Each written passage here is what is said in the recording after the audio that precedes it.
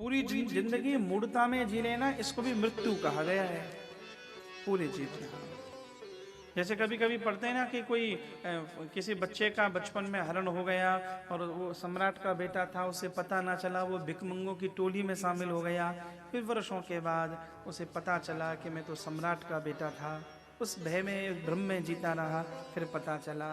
तो अज्ञान में जीना भी, एक मूढ़ता में जीना भी, इसको मृत्यु कहा गया है। भगवान शंकराचार्य ने एक जगह कहा कि अज्ञान में जीने वाला पग पग पर दुख प्राप्त करता है। उसकी मनोवृत्तियां, उसके भीतर मनोद्वंद चलता रहता है। हमारे अज्ञान का नाश हो जाए। ऐसी कोई कथा हमें सुनाओ, और केवल कथा ना हो, मम करुण रसायन। शौनकादिक ऋषियों को पता था कि हम तो चलो साधु लोग हैं, सन्यासी लोग हैं और भजनानंदी हैं, कर लेंगे। कलिकाल के जीव का महाराज कैसे कल्याण होगा? तो ये तो ऐसे वो लोग हैं, महाराज जी डॉक्टर के पास, डॉक्टर साहब ने मीठी सी दवाई दी है उन्हें, पी ना जा रही, कड़वी है थोड़ी सी, यहाँ थोड़ी सी मीठी सी, शहद डाल दो 100 में,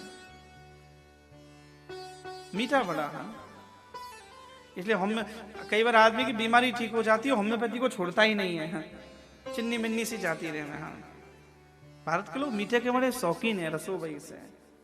25-30 साल पहले ना वो कोलगेट आता था पाउडर, बच्चा दांतों से मांसते कम थे, खाते ज्यादा थे।